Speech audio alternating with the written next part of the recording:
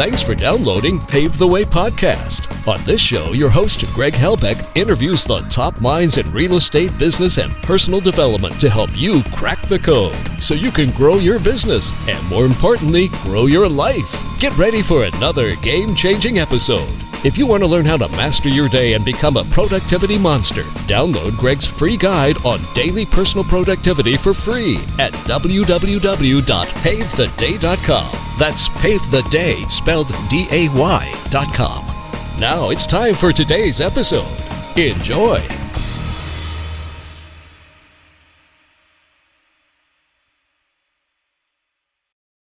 Mike Higgins, welcome to Pave the Way, man. I really appreciate you hopping on today, and we're going to get into your journey as an entrepreneur. Thanks, man. Long time coming. I'm super pumped, man. Thanks for I know. Yeah, it's been a while. I mean, I know we've been gone back and forth quite a bit on Instagram, and it's funny nowadays, like Caroline thinks it's strange that like I meet a lot of strangers on the internet and become friends with them. She thinks it's some sort of a catfish thing. And I'm just like, that's just the way our business works. Like a lot of real estate guys just connect and they're all over the country. And like the only way you're really going to connect with them is going to be online on Instagram and then the phone and then Zoom. So I've met a lot of great people virtually. And there are some people I still have great virtual relationships that I've never met in person. And most of the sellers I talk to, I never meet them either. So yeah. It's powerful to see how you can do this in 2021 without people thinking it's all weird. Like back in 2010, if you're like making friends on the internet, that was a little like, I was going to rewind the clock 10 years. You'd be like, you're a creep, but yeah, but like, now, you know, like go follow like the van with candy or whatever. But I'm glad we got you on the show. I'm really looking forward to getting into your business model. You're in Wisconsin, you're in a smaller town. So a lot of people, you know, they think this only works in big cities. You know, they think this, like, oh, you got to be in Dallas, you got to be in San Diego, you got to be in Manhattan or whatever, Miami. But you're doing this in a suburb of Milwaukee. I believe you're 2 hours north. Yep. And you got a great business, you know, and you got a lot of freedom. So I'm looking forward to kind of jumping into how you did it and what you're doing to be successful. So the listeners can obviously take some nuggets, as they would say, and apply that in their own businesses. So before we get into the nuts and bolts now, how did you get into being a real estate entrepreneur? Yeah, man. So rewind the clock back to 2015. And that's one thing I was going to just tell you quick is what I like about your podcast is that you said nuts and bolts, like there's actually nuts and bolts. And that's what I'm hopefully here to like share, right? Because you listen to a lot of these big podcasts and they're like, oh, I bought 400 doors last year. And it's like, well, yeah, but what did you do 8 years ago when you were, you know, bankrupt and living on your mom's couch, right? Like we missed that whole part of the story on like how to actually do it. But, yeah, rewind the clock to 2015. I got my real estate license. I worked for an outside sales job for the Hershey company. So Hershey in Pennsylvania, but I'm in Wisconsin. They had territory reps. So I was just outside sales, selling chocolate all over Wisconsin, and ended up getting my real estate license. My dad is actually a contractor and builder. I grew up, you know, roofing houses, putting siding on houses, windows, all that stuff. So I've always kind of had that, you know, contractor mindset. I know how to do all this stuff. And there's a part of me that was like, one day I'm going to have houses to be an investor. And I thought the best way to do that was to get into the market, to figure it out and to become a real estate agent. So actually the guy who I bought my house from, he was my realtor. He got me into real estate.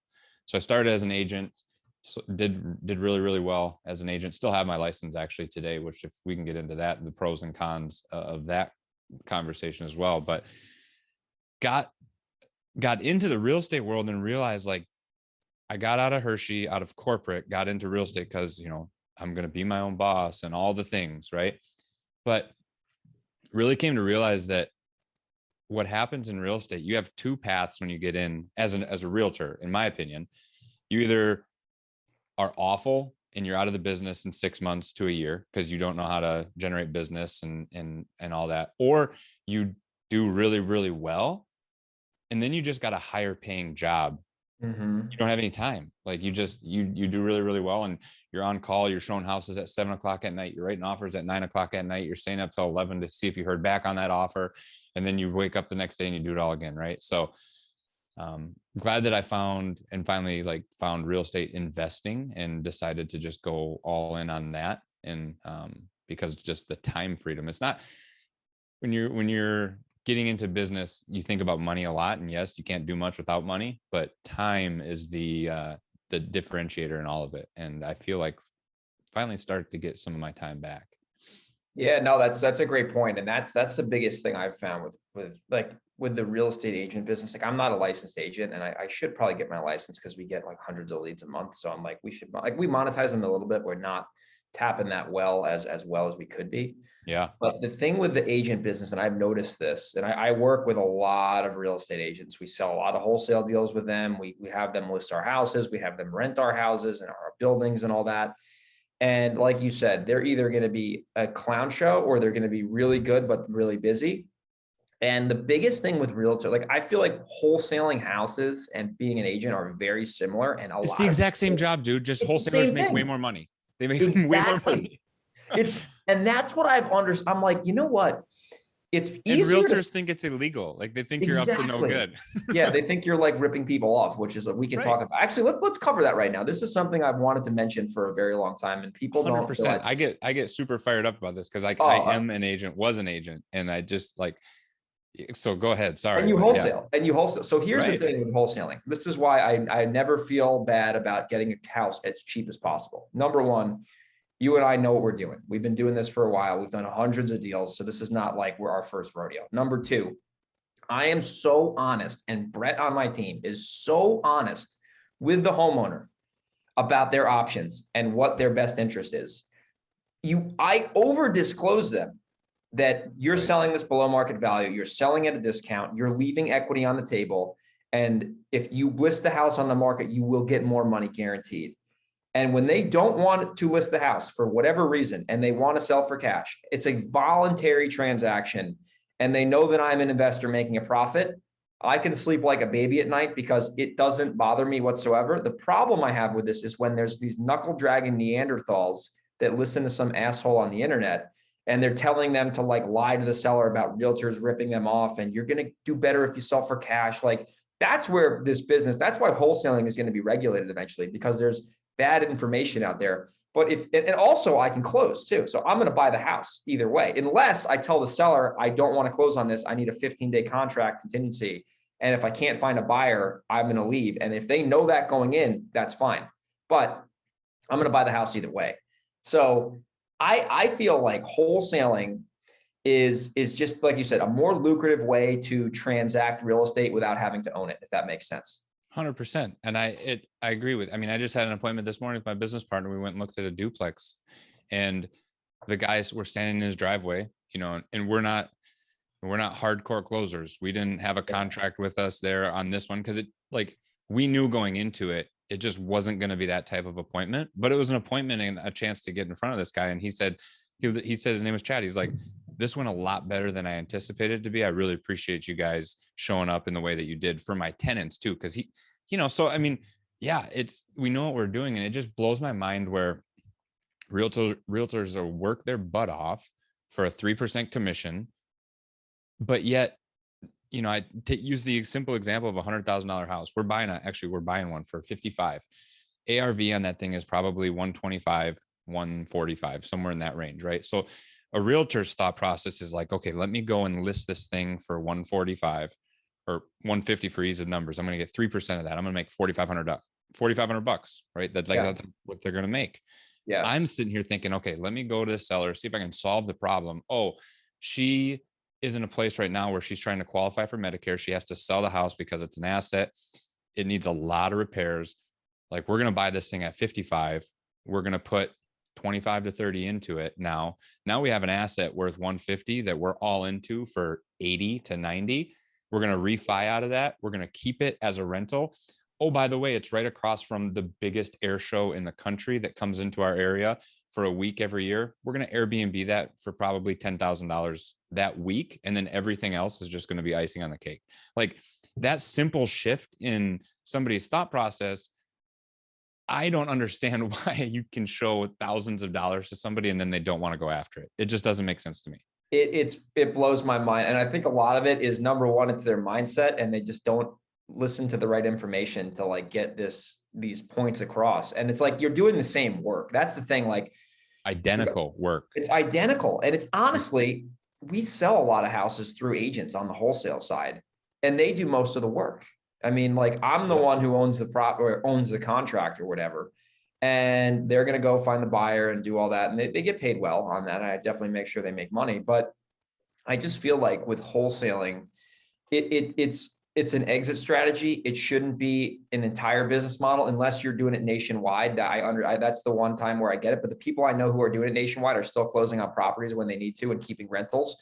And if you just get good at finding deals, and that's the thing I've noticed now, as I've done this business for a while. If you're a realtor and you want to be successful, if you just get good at generating leads, you're going to make $100,000 a year. It's not going to be that. I mean, it's not going to be easy, but you're going to be able to make $100,000 a year if you know how to. If you get 2 to 3 leads a day and you make one listing offer a day, there's no way you're not making 6 figures. I don't care what market you're in. You do 2 deals in San Diego, you'll make 6 figures. But if you're in a cheaper market, you got to do more volume, but you're going to have more consistency and you're going to have less income swings. But it's a function of generating leads, and then when you get the leads, if you're a realtor, present listings, be a cool person. A lot of people, this is what I've noticed too. And this is I compete with a lot of investors. My markets are very, competitive, cutthroat, whatever. Any market's competitive now. But I am so certain that I can do a better job than my competition, even though I know them and they're my friends. But I just know for a fact that I can serve that customer most likely better than anybody else. Right. So when me and Brett are presenting offers, we are convicted on the fact that we're there to solve their problem. And we have sellers a lot of the time say, you know what? We feel like you guys have been more honest with us. You've been more open with us. And we really like you guys better.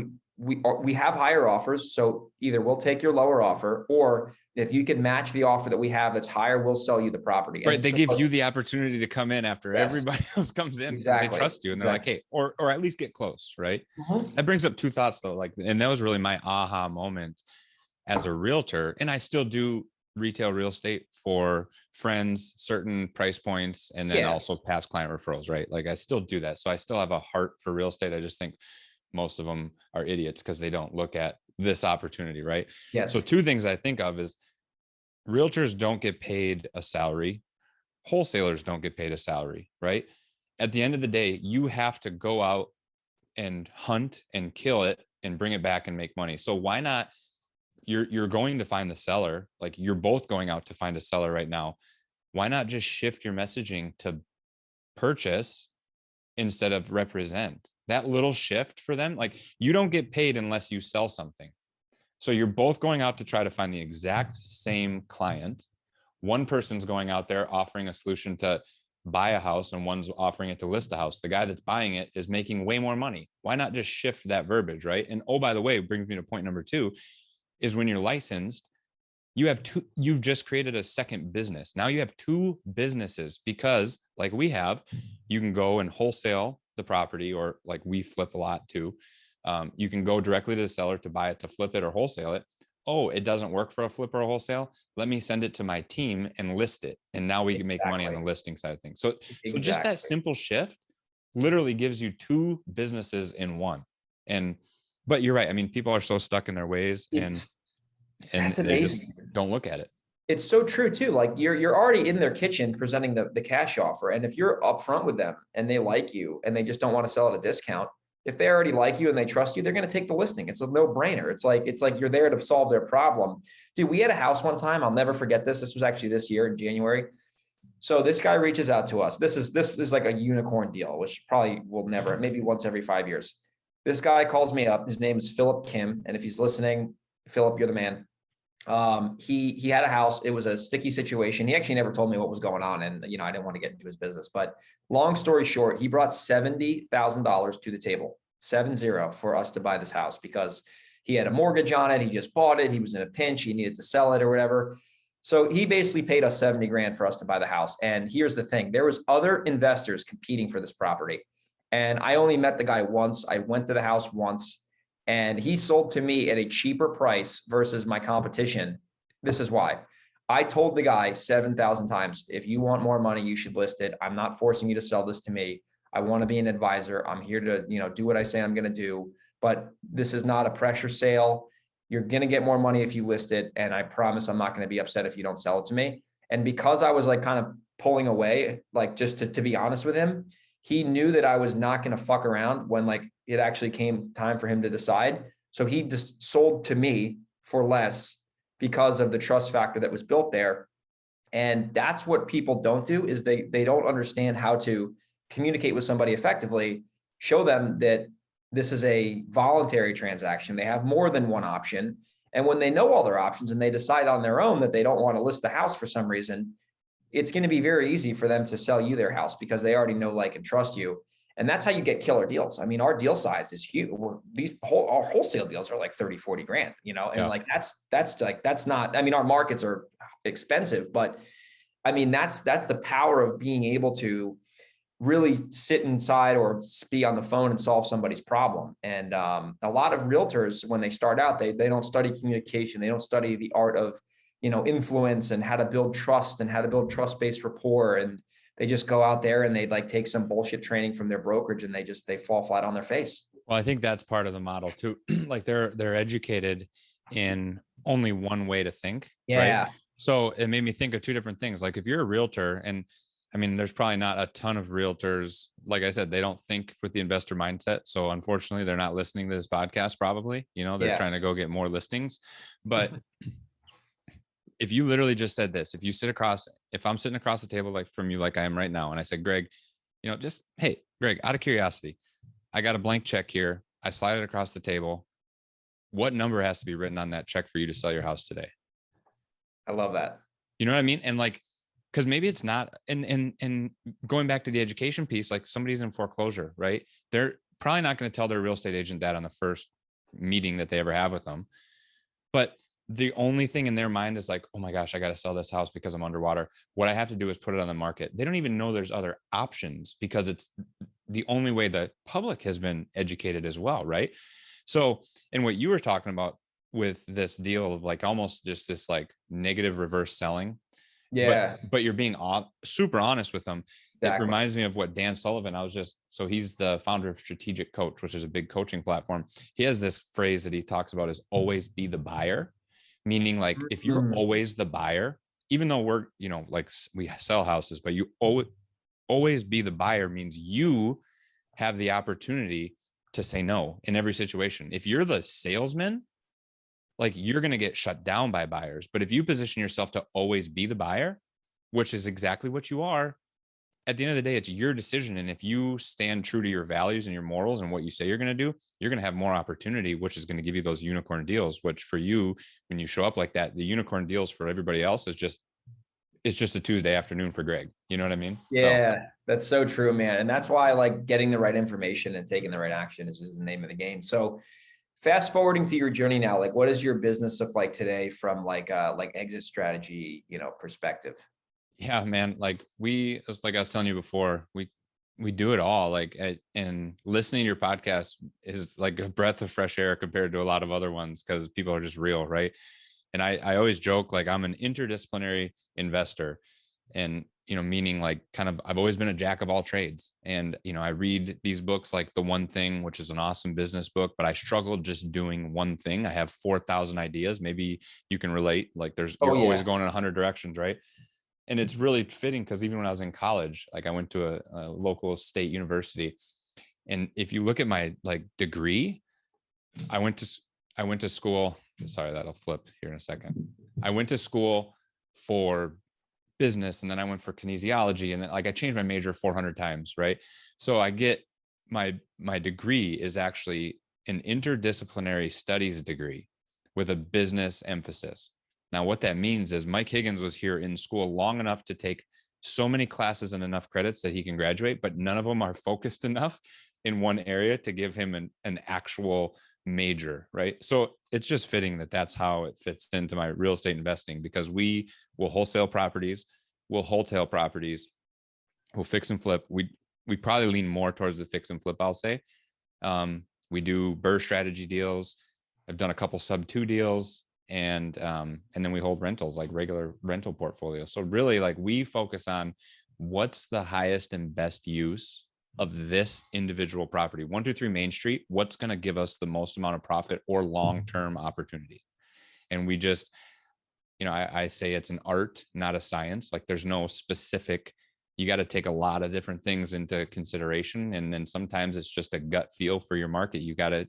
Part of the equation is just how long have you been doing this and how well do you know what you're doing to make these decisions? So long-winded answer to say our main business strategy is find a motivated seller, and then figure out the rest later. Yeah, I love That's that. it. And that's my model too, man. That's a lot of smart people's model, because you can't just pigeonhole yourself into one exit strategy, even if it's the right thing to do or whatever. I mean, when it comes to the BRRRR, I want to kind of cover that, because this is something that's gotten very popular over the last 2 years. I started doing them, and it's something that is like, I wish I knew about this when I started, because it makes a lot of sense when you think about it. So I'll explain to the audience what a BRRRR is, and then we'll talk about how you're doing it in your area and what you kind of look for to make sure that a property is quote unquote BRRRable. So a BRRRR is basically when you're buying a property generally off market and generally at a discount, and you're renovating the property just like you would a regular rehab. And your basis is so low compared to what it's really worth. Instead of selling the property for a net profit, you're refinancing the property, and you're pretty much getting your basis, which is what you kind of owe on the property. Usually it's hard money plus the purchase price, plus the holding cost, plus the rehab. And you have like basically a zero basis. And then from there, it's generally cash flow. So you're basically flipping the property, but instead of selling it, you're just refinancing with a bank and putting long-term debt on the property, keeping it as a rental. So in Wisconsin, obviously it's not as expensive as San Diego or New York City suburbs where I am. What do you look for when you want to do a BRRRR on a property? Yeah. And the one thing I'll add to that BRRRR is if you get it really, really good, it's almost like 2 deals in one, because you get the opportunity. You're almost like wholesaling it to yourself if you can pull money out on the backside, right? So like you can pull out almost like a wholesale fee, tax-free, by the way, and get to keep it as a rental. I love that. To me, I think it's really good. So what we're looking for, I mean, yes, I think markets are different. There's more zeros at the end of it in your market than there is mine a lot of the times. But the nuts and bolts of the deal is, what your market after repair value price is. And you just have to be really good. I think that's where my construction background comes into play, because I feel like I'm really, and I think that's what made me a really good realtor too. When I was showing clients project properties, I'm like, okay, this is going to be this much, this much, this much, this much. I know how much flooring is going to be. I know how much paint's going to be. I know how much a new appliance packages is. I know how much a new kitchen, all that is. I want to be, let's use $100,000 as an example. Like I want to be all into that property for $80,000 or less, because I know that when I go to my local bank, another key is to use local regional banks instead of the big firms. I know that they'll give me an 80% loan to value mortgage on that. Meaning if I have $100,000, they're going to give me 80% of that as a mortgage, right? So 80 grand. So I know that this property, I need to be all in at $80,000 or less to be able to pull all of my money back out. So we just take that number and we try to reverse engineer it. I think being really good and solid on your numbers people tend to inflate their numbers, yes. and they're not we will go on the extreme other side of that, where I've lost deals because I was too conservative on my ARV. But I'd rather lose a deal like that. It stinks to lose a deal like that, but I'd rather lose a deal like that than to be into it over my head and then end up losing the property in a foreclosure or bankruptcy down the road or something, Yeah. But once you BRRRR, it's kind of this weird spot. Like I almost feel I hate paying retail for anything. Like even the nice sweater that you got on, I would rather find it on Facebook Marketplace instead of, going to the Patagonia store. Yeah. Right. And paying retail for it. And BRRRR is like that to me, where once you BRRRR and you get a property for net zero, or they pay you money, it's really hard to do a transaction where I'm having to come to the table with $3,500 or something, because I'm like, oh, I didn't BRRRR well enough. But if in any other world, if you're only coming to the table with $3,500 to keep a rental, it's a home run, right? Oh, it's a home run. People, so the wealth play too. I did a BRRRR and I put I took out 45K tax free. What half of that was my basis, so I really put about 20 in my pocket. But it's such a long-term, if you think about the logic behind a BRRRR, you're in the deal for basically nothing, none of your own money. And then in 30 years it's paid off. Now you have a house free and clear, cash flowing, and you have a multi-six-figure, freaking asset free and clear. If you have 5 of those, you're a millionaire. You have 10 of those, you're a multimillionaire. So just the long-term play with BRRRR is such a beautiful strategy in terms of being able to scale your rental portfolio. What do you look for on the cash flow side, just to make sure that that property is worth keeping and dealing with the maintenance? Because that's something I run into in New York a lot, is the BRRRR makes sense from a buy and refi and rehab. But in terms of the rent, our taxes are very high in New York, and in California, the purchase prices are so high when you factor in putting a mortgage on it, it's going to cash flow negative. So like I have to flip a lot of those homes. Well, what do you look for in terms of a minimum cash flow in like the Midwest? Yeah, I think that like I've always thought of like $200 a door being kind of like the baseline. Like this makes sense, always wanting more, but that's not saying if my rent is 1,000, my mortgage is 800. Like that's not cash flow, right? So if that rent is 1,000, I'm super conservative. Like I'll take 20% off the top for vacancies, capital expenditures, all that stuff. And then I'll kind of reverse engineer that back. Then I'll take my mortgage out. So really, instead of using 1,000 before my mortgage, I'm probably using somewhere around like 800 and then pulling my mortgage money out of that number. So that's what has to be a minimum of 200 or more. So, I mean, I would say at a very like general, that would be the baseline. And that's, we've talked about, you and I have talked back and forth a little bit about commercial in the past. And it's kind of where I'm at right now, is trying to decide to pivot if I really want 45 single family doors at $200 a month, or do I want to buy one mobile home park or one storage facility, right? I know you had Mike Wagner on talking about storage facilities a while back. You were talking about mobile home parks not too long ago. So that's what we do right now for single family, but I don't know if a massive single family portfolio is how we're going to do it. But again, going back to like everything I do in life, like I'm not going to turn them down. So I'll probably have, if you look at my portfolio in 10 years, probably have some single family, might have a storage facility. I'll probably have a mobile home park. I might have a warehouse, I might have a hair and nail salon. I don't even know. But and that's just the beauty of being able to be like a deal maker versus like just a fixed one person do it. Like if you know how to do all these types of deals, you have more tools in your tool belt to solve problems ultimately. And that's why I see a lot of investors fail, like especially in my markets, like competitive, expensive, and they're just trying to assign. And I'm like, dude, if you're just trying to assign, like you can do it. It's not impossible. It's very possible, but you're painting yourself in this corner. And you can have a home run opportunity. Like I'll give you an example. So like there's a lot of properties that I buy with bad tenants. When I say bad tenants, I mean they haven't paid in a while. And if the numbers pencil out, I don't care. It doesn't matter to me. I just bought a property with bad tenants last week. And a wholesaler get a lead. They'll say, oh, this seller's motivated. There's a bad tenant in there, and they'll sell at this great price. But generally speaking, it's a lot harder to wholesale a property to a cash buyer with a bad tenant in there, because most people are not like me and they don't want to buy with a bad tenant. And I understand why. But if they are just fixated on wholesaling, that could be a $30,000 freaking flip or whatever that they could have, but they can't find a buyer. Now all of a sudden that deal turned into nothing. So I always tell people, listen, if you're local, team up with somebody who knows what they're doing. If they're in Wisconsin, they should call you. If they're in New York, they should call me. If they're in San Diego, they should call, so it's like align yourself with someone who knows the business, who's been doing it for a while, and then bring opportunities to them if you'd like, and then they'll evaluate them for you and they'll tell you what a deal would be. And then if you want to JV with them, great. If you don't want to JV with them, no problem. But at least get yourself in the door with someone who knows what they're doing so you can maximize your leads. Because I see a lot of people, they generate leads, but they just don't know what a deal is. That's the biggest thing in my market, is that people get leads, but they don't know what the numbers are. Like they don't know what a deal really is. Because in our area, like the inventory is not homogenous. It's all different. So like 300K could seem like a good deal according to some guru on the internet, but like if I know about it, maybe it's in a bad school district and it's a weird house and there's like a railroad track bedroom thing or something like that. So there's like these little nuances that you just have to know from experience, and it holds a lot of newer people back. So the quicker you can align with someone who knows what they're doing and you bring them value, the easier it's going to be for you to cut your own individual learning curve. 100%. I mean, I think that's the name of the game, is bringing, like you said, bringing value, not just the, hey, can I take you to coffee to pick your brain? Garbage. You know what I mean? Like, but garbage. Truly bringing you, hey, Greg, I got this deal.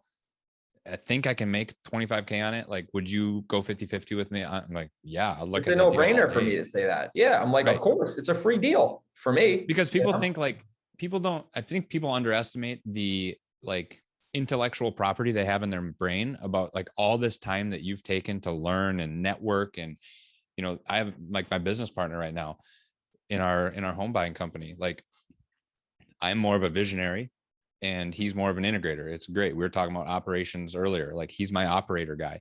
But what I maybe don't do in the day-to-day, but I bring to the table is like, I have a crazy good network, guys like you that are well-known, guys locally, where I have opportunities like will pop up, and like that brings more, in a kind of indirect way, will bring more opportunities to our company as a whole.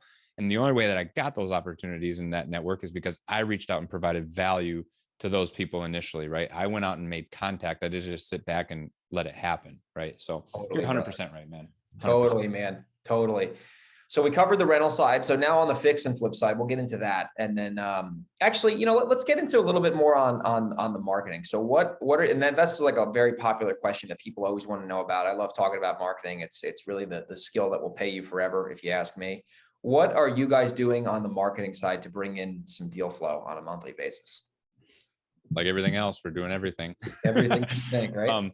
So last year, during the pandemic, I was doing a lot of texting. And we were using all the different lead Sherpa we started with, and then batch leads and launch control and all that. Yeah. Right. So then texting in our, has started to kind of decline. I think all over the place. It's been tougher and tougher. Still working pretty well. It still works great. Yeah, it's a lot of, for a person, when you're a small show, like it's very labor intensive because you have to be sitting on your computer replying back and forth to all these people. So if you have somebody set up to do that for you, it's probably a really good option. For us in the Midwest, it just like I told you before, we're 10 years behind you in San Diego and New York, right? So like people just got their flip phones open. So we're still doing, so texting here was tough, but direct mail has been a staple. I mean, mail's not dead. Channel. It's been good. And I think as long as the key with direct mail, man, is like, there's no secret. Like we follow Ryan Dossi model, right? Like at Ballpoint Marketing, his messaging is pretty simple and pretty to the point. It's like, hey, I'm interested in your house at 123 Main Street. I'd be interested in making an as-is offer. If you'd consider selling, give me a call or text me back. Like there's nothing flashy, nothing crazy. But what he does and what other successful guys like you do is they're just consistent and they send that mail all the time. And they kind of go above and beyond. I think like this is where I think like boots on the ground and having knowledge is, it's the prop streams like has a lot of really good data. But if you're just doing like the same list that everybody else is mailing to, you're probably going to get the same results as that absentee high equity landlord has 13 mail pieces a month coming into his mailbox, right? Yes. So like we try to go after more of like local evictions. Those are one that's really good. Divorce is really good because that's could potentially be, like I said, with the retail side of things, that could be a listing or it could be a potential to buy. Foreclosures have been not really happening much in the last 18 months because everybody's just not paying their mortgages, and then they're going to get loan modifications and nobody's going to have to go into foreclosure. But some of those more niche things for the direct mail. And then we started 2 months ago being really consistent in a cold calling effort. So we have 2 callers that take those same lists. What's really cool, the same lists that we have for the direct mail, we skip trace them, which means we just go and find the phone numbers for it. We send it to our cold callers, and then we use this ready mode is our cold calling. It's used to be Zen call, and they just dial. And then, so our process would be like, we're going to cold call you first. You're going to get a yes, no answer. If we get a no, we're taking you off the list. If we get a maybe, you're going to go into the CRM and you're going to, talk to me or my business partner, Jared. If we get wrong numbers and stuff, you're going to go on the direct mail list because we got to figure out a way to get in touch with you. Right. So it's just this conveyor belt. And that's kind of, we have some other, like a PPC that's very inconsistent for us. We're trying to get better at that because those leads are freaking awesome because those people are like raising their hand and saying, hey, can you just please take my house from me? I'd love to sell it to you. So we want to figure out a way to get more of those leads. Those are the best leads. I mean, any inbound lead from the internet is golden. I mean, they're already coming to the table with a reason for selling. It's not like you have to ask them. They're basically telling you like, what can you offer me? And I really need to get out of here right away. And one of my best deals last year, man, one of my best deals, well, actually it was this year, earlier this year, came from a tenant of mine. And he said, hey, Mike, I got a buddy that's looking at selling his duplex. He lives on one side of it. And this is my unicorn for this year. And he had a side-by-side duplex. The key is, like Justin Donald talks about in his book, The Lifestyle Investor, is finding invisible deals. And this was kind of like, I feel like I have a good knack of finding the invisible deal within the property. So it was a 2-bedroom, 1-bath duplex on both sides, but the basement was unfinished, but it was a walkout, which is just uncommon. We don't have a lot of like duplexes that have a really cool walkout basement. Yeah. So my thought is like, okay, I'm buying this as a 2-bedroom, 1-bath for $140,000. I'm going to make this into a 3-bedroom, 1-bath because I have an egress window downstairs. Now I have a legal 3rd bedroom on each side. So when this gets refinanced and appraised, it's going to once be appraised as a 2-bedroom. Now it's a 3-bedroom, right? So I'm just adding the value. Like that's an invisible deal in my mind because it wasn't there, but I'm going to make that 3rd bedroom there. So the quick numbers on this deal is bought it for 140, which was a smoking deal, by the way, just as a 2-bedroom, 1-bath. My after repair appraisal before I closed on it was 240. Oh, so, yeah, it was really good. And this is like we were talking before, this is not like pump my weekly chest thing. in. Yeah. Well, it's like not, and also like, hey, these are not the deals I do. Mike Higgins is making 100K deals all the time, right? Like it's just, but it worked out. So I knew that I was going to burr this one. Like that was a no-brainer. But what I ended up doing is we got the person out of one side. We demoed to one side and I got paint up. I had my painter going and paint. And I had a real estate agent approach me and say, hey, I got an investor from out of state that has cash. Do you have any like properties or know of any that are available? I'm like, oh, by the way, I just bought this one. I said, here's the numbers. Like one side is ready to go because it was owner occupied. So it was in pretty good shape, just needed to be painted. And the other side needs everything yet. But here's my ARV. Like, I think that this could be a higher property because I can add a 3rd bedroom, gave them everything, right? Like you said, just be super honest with people. And ended up at the end of the day, they made me an all cash offer, no home inspection, no appraisal for 230. So after, I mean, I did put money into it, like I said, demo and paint and stuff. And then I paid the real estate agent more of a commission than she would have got on the market, like normal. Cause I want that person to come back to me with their buyers. Playing the long game. So it's like, instead of paying 3%, paying 3.5 or 4% is like a no brainer if you're going to come back to me with those clients all the time. After it's all said and done, it turned out to be a really, really good deal. And I did the math. I'm like, okay, this is literally 16.5 years of cash flow that I'm going to get in 3 months. I'm going to take this deal. I'm going to take that deal. Yeah. Like all day. Yeah. All day. For sure. So, but going back to the original question of marketing, that was a referral from a tenant of mine. So, I just, and he's a handyman. So, I mean, he gets a good rate on his rental that he's in, but I'm always helping him, giving him, he got the work of the paint and all that. So he's like going out looking for deals for me and came across my plate, and I love it. To be a pretty good one. Dude, referrals are like the channel that no one talks about, where like my friend who actually works with me now, he referred me a house. We made 90 G's on it, and it was a neighbor's house. You know what I'm saying? And he made 6,000. He thought he was going to make 1 or 2. We made 6. I gave him $6,000. He's like, what? I'm like, what do you think? I'm not going to give you $6,000? Like, we just made 6 figures on this. And he basically was like, hey, here's a house. And he got $6,000 for it. I'm like, you brought a lot of value to the table. I'm not going to pay you a $1,000 finder's fee because I play the long game, and I appreciate it. So that's a big thing, is don't sleep on referrals, and don't sleep on playing the long game. That's really where great relationships are built. They're built. Anything that's good is built over time. Yeah. Nothing happens overnight. And, nothing good really comes easy too. People got to understand that in this business, if you're not willing to do the work consistently every day and get kicked in the teeth on a weekly basis, you might not be cut out for this business. You got to be prepared to go to battle. You got to be prepared to play the long game. I was telling Brett the other day, the effort that you're doing right now, you're going to start to see the paychecks coming in 90 to 120 days from now. That's just the way. It's like anything in life. Like if you work out at the gym really hard for one day and you're still fat, like you got to do that for 90 days to 120 days in order to see the results. It's the same thing when it comes to making money. It's like a universal law. And people think just because money is involved, you're like going to work, and then all of a sudden you're going to just make 30 grand on a deal. And it's not the way the world works, Yeah, I really believe like John Maxwell has the 21 irrefutable laws of leadership, right? And he talks about like the law of momentum or the law of attraction and all this other stuff. And so when it'll show up in weird ways. And you've probably experienced this. Like when I'm really consistent with cold calling and outreach and like myself trying to do it, like I'm putting in the reps, I'm doing the work, I'm not getting any cold calls that are coming back, like I'm not getting any deals. But then all of a sudden, out of left field, here comes this referral that's a $75,000 deal. It's like, I truly believe that the reason that referral came to me was because I was working my butt off trying to do cold calling, and it just showed up in a different way. You know what I mean? So you're 100% right. It's about doing the work, but then also, eventually setting up system. Everybody, I think the biggest buzzword in the world is like systems right now, right?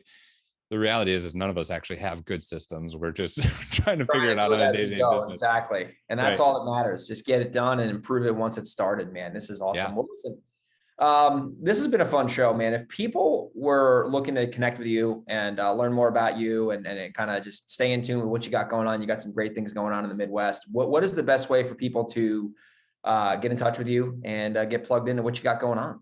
Yeah, man, I appreciate that. This is a lot of fun. I'll have to do it again.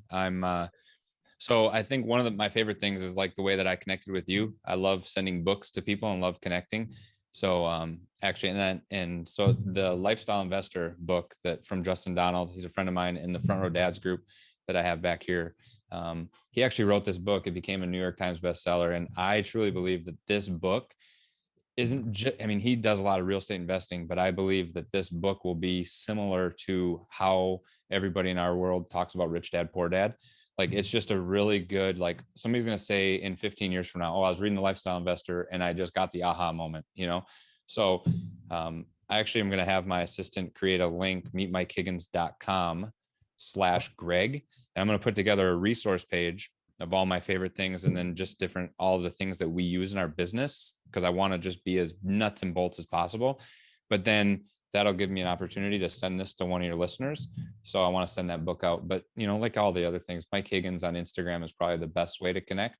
It's Mike Higgins. That's an awesome Instagram domain. You probably got that pretty early on. The only caveat is the first M in Mike is a number 1. So you got to look for Mike Higgins is spelt with the number 1 instead of an I, but it kind of looks similar. You'll never even notice it.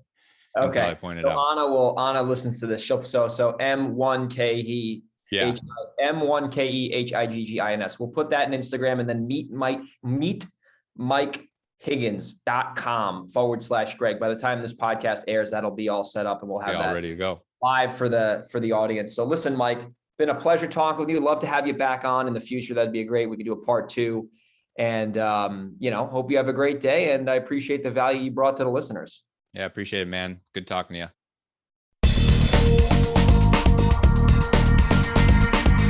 Thanks for listening to another episode of Pave the Way Podcast. We hope you got value from today's episode. Make sure you download Greg's free guide on daily personal productivity for free at www.pavetheday.com. That's Pave the Day spelled DAY.com.